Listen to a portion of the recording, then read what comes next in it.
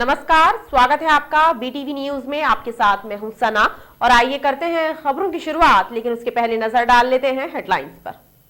प्रदेश की 3000 से ज्यादा संविदा एएनएम नियमितीकरण की मांग को लेकर कर रही हड़ताल। धरने पर बैठी सामुदायिक स्वास्थ्य वर्करों का कहना है कि प्रदेश सरकार कर रही है स्वास्थ्य कर्मियों की उपेक्षा। और सिद्ध बाबा की पहाड़ी पर जमा था जुए का फड़। क्राइम ब्रांच और घमापुर पुलिस ने मारा छापा, 26 जुआरी गिरफ्तार, 1,33,000 रुपए और मोबाइल हुए जब्त।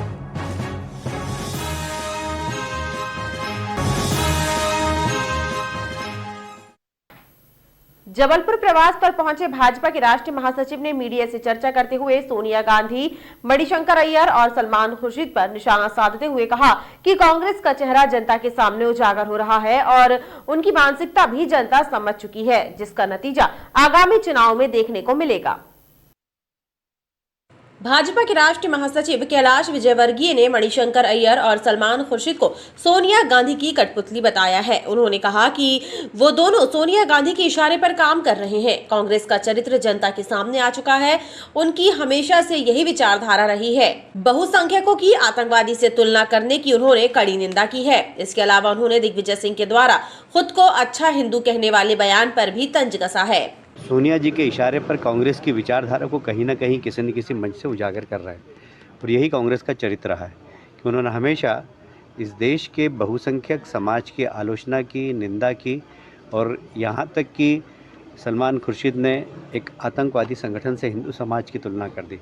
मैं समझता हूँ ये बहुत शर्मनाक है, हम इसकी निंदा करते हैं और ऐसे लोगों को राजनीति में जनता आने वाले समय में कहाँ बिठाएगी या आने वाला कल बताएगा। भाई दिग्विजय सिंह जी ने कहा है कि मैं सबसे बड़ा हिंदू हूँ, ऐसे ही अकबर के सेनापति थे मान सिंह, जिन्होंने कहा था कि मैं सबसे बड़ा हिंदू हूँ और उन्होंने हमेशा महाराणा प्रताप को चुनौती दी थी। तो उस वक्त भले ही समाज धोखे में आ गया था, पर अब समाज धोखे में नहीं आएगा। जबलपुर प्रवास के दौरान कैलाश विजयवर्गीय ने कांग्रेस नेता संजय यादव के पुत्र की मौत पर भी शोक प्रकट करते हुए उन्हें सांत्वना दी, तो वहीं शहपुरा जाकर आचार्य श्री विद्यासागर महाराज के भी दर्शनों का लाभ लिया। सदर के होली चौक के समीप स्थित एक प्लास्टिक के गोदाम में अचानक आग लगने की घटना से क्षेत्र में अफरा तफरी मच गई। सूचना मिलते ही मौके पर कैंट पुलिस और दमकल विभाग मौके पर पहुंचा और दमकल कर्मियों ने आग पर काबू पाया। हालांकि इससे पूर्व भी क्षेत्रीय जनों की मदद से काफी हद तक आग पर काबू पा लिया गया था। सदर होली चौक के पास पुरुषोत्तम कुशवाहा के खेत में बने गोदाम में दोपहर के वक्त अचानक आग लग गई। आग की लपटें उठती देख आनन फानन में इसकी सूचना दमकल विभाग और कैंट थाने में दी गई, जिसके बाद मौके पर पहुंचे दमकल कर्मियों ने आग पर काबू पाया। हालांकि इसके पहले ही क्षेत्रीय लोगों के द्वारा आग को बुझाने का प्रयास शुरू कर दिया गया था।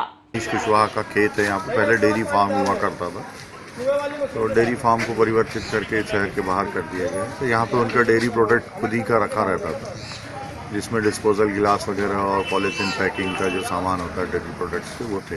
इसको बुझवाया गया। अभी नुकसान का अनुमान नहीं लगाया जा सकता, फिर भी काफ़ी नुकसान हुआ है। प्लास्टिक प्रोडक्ट हैं, सारे जल गए हैं। फायर ब्रिगेड ने तत्काल उसको आके और आग को पटाखे के दौरान अचानक खाना खाने के समय हम खाना खाने के समय गए घर, अचानक आके देखा तो यहाँ पर आग लगी पाई गई। बुझाते बुझाते 1 घंटा लग गया। असल में घर ही के लोग ने बुझाया अधिकतर, फिर उसके बाद फायर ब्रिगेड आई। करीब कितने का माल? करीब 5 से 6 लाख का माल का नुकसान है। हालांकि पटाखे से आग लगने की बात सामने आ रही है। वहीं खास बात यह है कि समय रहते आग पर काबू पाया नहीं जाता तो एक बड़ा अग्नि हादसा हो सकता था। इसके अलावा रहवासी इलाके में प्लास्टिक उत्पादों का गोदाम होना भी लोगों के बीच चर्चा का विषय रहा। फिल्म अभिनेत्री कंगना रनावत के द्वारा देश की आजादी को लेकर दिए गए बयान पर आपत्ति जताते हुए एक अधिवक्ता के द्वारा जिला अदालत में कंप्लेंट केस फाइल किया गया है और कंगना के खिलाफ मामला दर्ज कराने की राहत चाही है। फिल्म अभिनेत्री कंगना रनावत के द्वारा देश की आजादी को लेकर की गई बयानबाजी का मामला अधिवक्ता अमित साहू के द्वारा दायर परिवाद में न्यायालय से कंगना रनावत पर प्रकरण पंजीबद्ध करने की प्रार्थना की गई है। याचिकाकर्ता ने बताया कि देश को आजादी भीख में नहीं मिली, बल्कि उसके लिए क्रांतिकारियों ने कड़ा संघर्ष किया था, लिहाजा उनका बयान आपत्तिजनक है। और उसमें वीर सपूत जो थे हमारे, चाहे वो पुरुष हो चाहे महिला हो, उन्होंने अग्रणी भूमिका निभा करके अपना सर्वस्व निछावर किया देश को और इतनी बड़ी आज़ादी पाई। मुझे लगता है कि इस तरीके के बयानों से ऐसे लोगों को, जिसको पूरा भारतवर्ष नहीं पूरा विश्व फॉलो करता है, उसके फ़ैन हैं अभिनेत्री कंगना रनावत के, उन्हें बचना चाहिए। मेरी तो यही उनसे कहना है और मैंने उनके खिलाफ माननीय न्यायालय जबलपुर में कंप्लेंट केस फाइल किया है कि विधिवत उन पर कानूनी कार्रवाई करके उन पर प्रथम सूचना रिपोर्ट दर्ज करने के आदेश करें। रानी दुर्गावती विश्वविद्यालय के हॉस्टलर्स अनिश्चितकालीन अनशन पर बैठ गए हैं और उन्होंने पुरुष एवं महिला छात्रावासों को खोले जाने की मांग की है। इसी सिलसिले में छात्रों के द्वारा कुलपति के नाम एक मांग पत्र भी सौंपा गया है।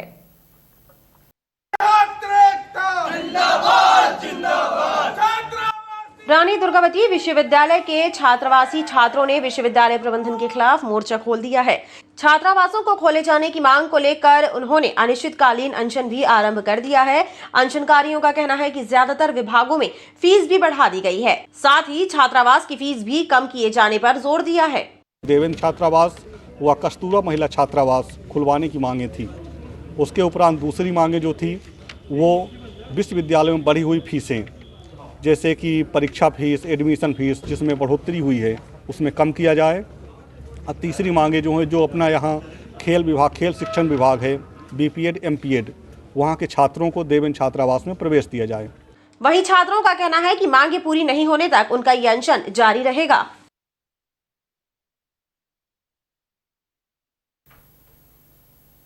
शहपुरा में चल रहे पंच कल्याणक प्राण प्रतिष्ठा एवं गजरत महोत्सव व विश्व शांति महायज्ञ के समापन अवसर पर भव्य शोभा यात्रा निकाली गई, जिसने क्षेत्र भ्रमण करते हुए धर्म जागरण की अलग जगा दी। संत शिरोमणि आचार्य श्री विद्यासागर जी महाराज सत्संग के सानिध्य में चले इस महोत्सव में बड़ी संख्या में श्रद्धालु शामिल रहे।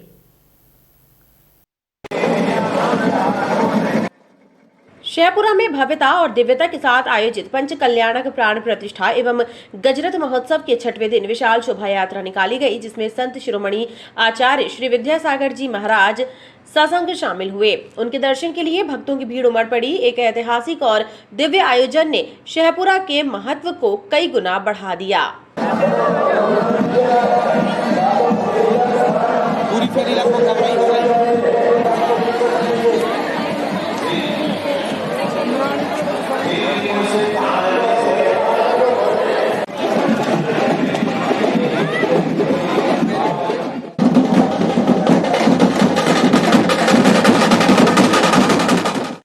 पंच कल्याणक महोत्सव के अवसर पर निकली शोभा यात्रा ने नगर भ्रमण करते हुए धर्म जागरण की अलग जगा दी। श्रीमद् भागवत कथा के श्रवण से पुण्य कर्मों का उदय होता है और मोक्ष की प्राप्ति होती है।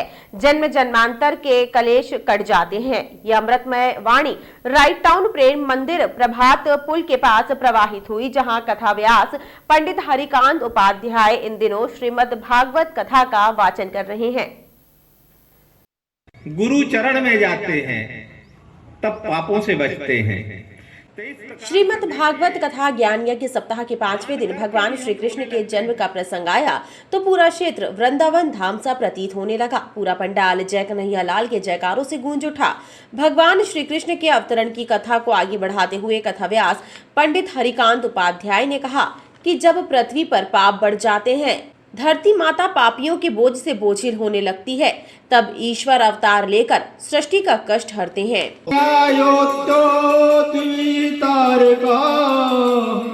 यावत्तो वर्षधारश्चे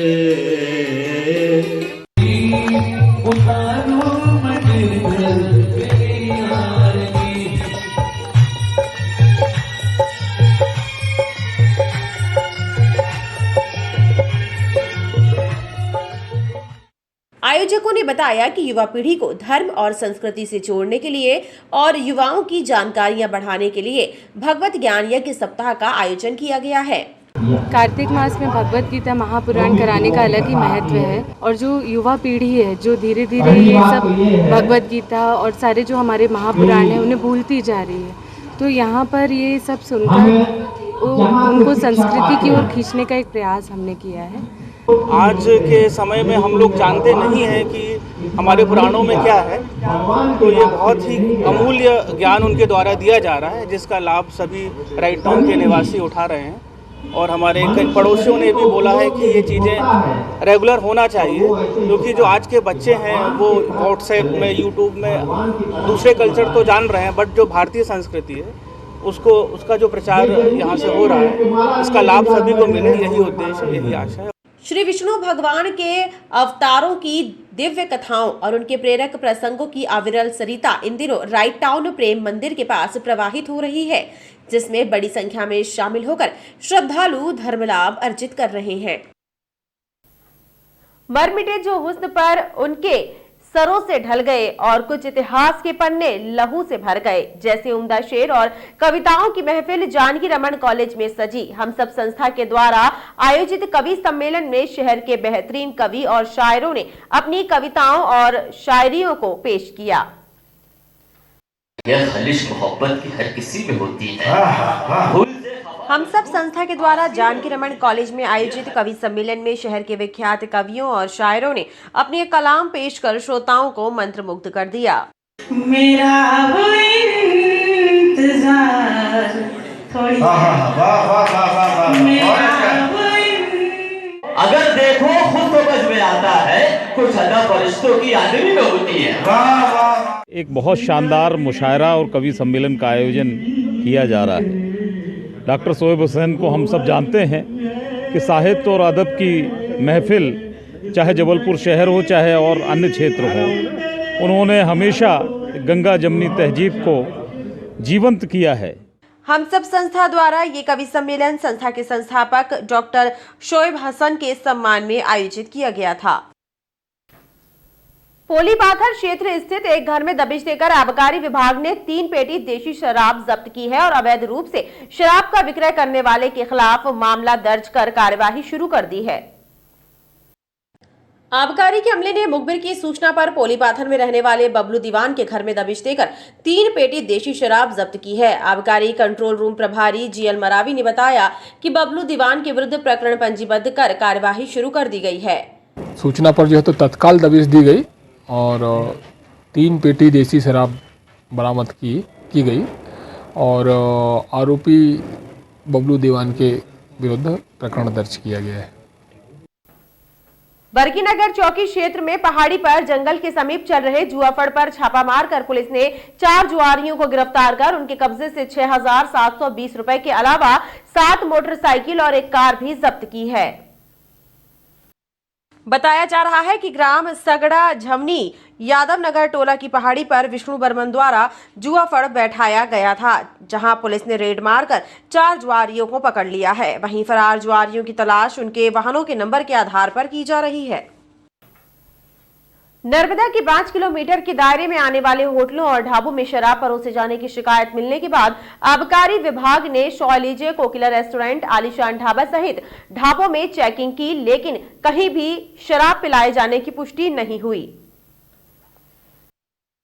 आबकारी सहायक आयुक्त को मिली शिकायत के बाद हरकत में आए आबकारी अमले ने नर्मदा नदी के 5 किलोमीटर के दायरे में आने वाले रेस्टोरेंट, ढाबों और होटलों में जांच अभियान चलाया। इस दौरान शान एलिजे कोकिला रेस्टोरेंट, आलीशान सहित अन्य ढाबों में चेकिंग की गई। हालांकि आलीशान ढाबे को छोड़कर किसी भी होटल या रेस्टोरेंट में शराब परोसे और पिलाए जाने की पुष्टि नहीं हुई। नर्मदा के 5 किलोमीटर के दायरे में आने वाले सभी रेस्टोरेंट और होटलों की शिकायत माननीय आबकारी आयुक्त के यहाँ की गई थी कि इन होटल और रेस्टोरेंटों में शराब पिलाई जा रही है। इसी तारतम्य में टीम गठित करके आज बहुत सारे रेस्टोरेंट और बड़े होटलों की चेकिंग की गई है, जिनमें होटल स्वान एलिजे, कोकिला रिसोर्ट और आलीशान ढाबा, बिट्टू ढाबा और आर ग्रीन केसर ढाबा, इन सभी ढाबों में जो है तो शराब पिलाने की शिकायत पर चेकिंग की गई है, जिसमें से सिर्फ एक ढाबे पे आलीशान ढाबे पे शराब पिलाने का प्रकरण जो है तो पंजीबद्ध किया गया है। नहीं, ऐसा तो नहीं कह सकते कि पहले सूचना मिल गई थी। बात यह है कि जैसे ही टीम निकलती है तो बाजू वाले ढाबे में अगर तलाशी हो रही तो पहले किनारे वाला ढाबा पहले ही सतर्क हो जाएगा कि टीम है। वहीं इस चेकिंग अभियान को लोग खानापूर्ति भी बता रहे हैं। चर्चा है कि रेस्टोरेंट एवं होटलों को पहले से ही कार्यवाही का पता चल गया था, लिहाजा वहां पर कुछ भी नहीं मिला। खबरों का सिलसिला लगातार जारी रहेगा। आप देखते रहिए BTV न्यूज।